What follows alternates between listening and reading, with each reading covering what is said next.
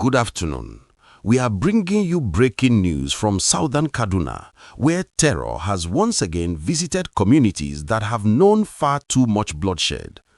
2 residents have been killed and 32 others, including an elderly woman and several children, have been abducted by armed terrorists. This attack has sent shockwaves through the region and has reignited conversations about the security challenges that continue to plague parts of Nigeria's Middle Belt. Let me take you through what we know so far. The attack occurred in communities within southern Kaduna, an area that has unfortunately become synonymous with banditry, kidnappings, and communal violence over the years. According to reports circulating today, armed men stormed residential areas, opening fire on defenseless civilians before proceeding to abduct dozens of people. The 2 victims who lost their lives were reportedly shot during the raid as they attempted to resist or escape from the attackers.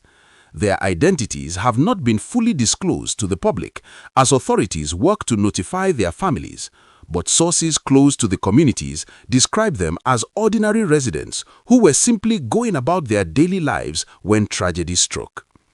The abduction of 32 people, including vulnerable individuals such as an elderly woman and young children, paints a particularly disturbing picture of the cruelty these criminals are willing to inflict.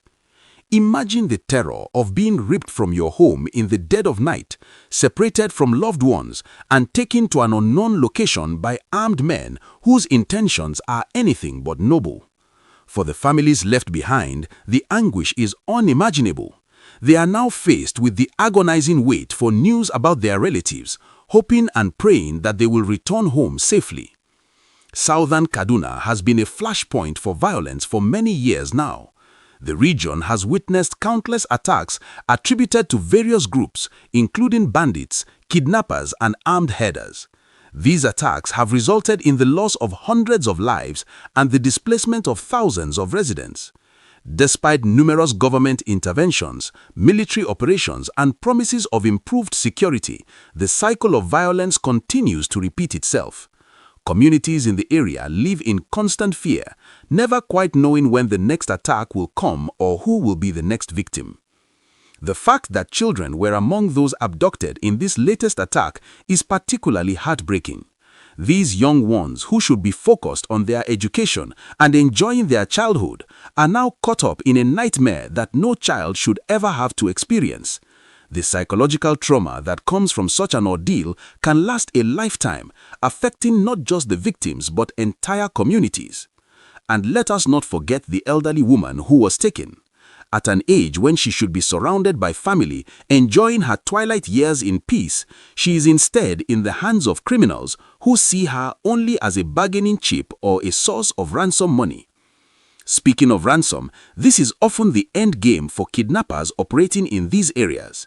Families are typically contacted and demanded to pay exorbitant sums for the release of their loved ones.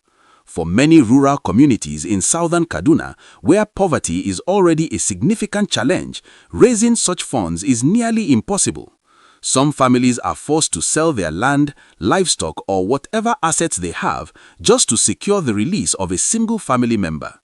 Even then, there is no guarantee that the kidnappers will honor their word. There have been tragic cases where ransom was paid, but victims were still killed or never returned. Security agencies, including the Nigerian Army, police, and local vigilante groups, have been mobilized to track down the perpetrators and rescue the abducted victims. The Kaduna state government has also issued statements condemning the attack and assuring residents that everything possible is being done to bring those responsible to justice. However, these assurances have been made many times before, and many residents have grown skeptical. They want to see concrete action, not just words. They want to see sustained security presence in their communities, not just temporary deployments that disappear after a few weeks. The truth is that the security situation in southern Kaduna and other parts of Nigeria's Middle Belt requires a comprehensive and long-term strategy. It is not enough to react to attacks after they happen.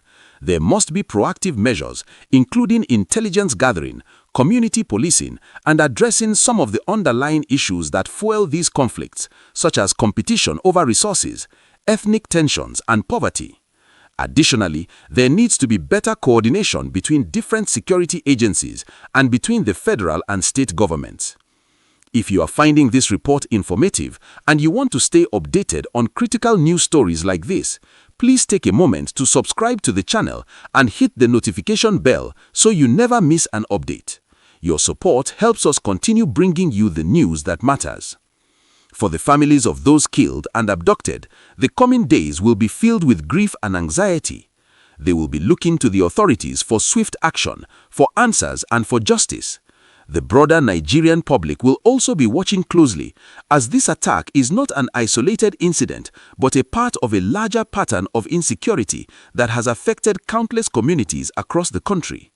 From the northeast, where groups continue their insurgency, to the northwest, plagued by banditry, to the middle belt with its complex web of conflicts, Nigeria faces significant security challenges that demand urgent and effective responses. As we continue to monitor this situation, our thoughts and prayers are with the victims, their families, and the entire southern Kaduna community. We will bring you updates as more information becomes available about the rescue efforts and any developments in this case. This is a story that deserves our attention because these are real people, real families, and real communities that are suffering. Let us not become numb to these reports of violence. Let us continue to demand accountability from those in positions of authority and work towards a Nigeria where every citizen can live without fear of being attacked or abducted from their own home.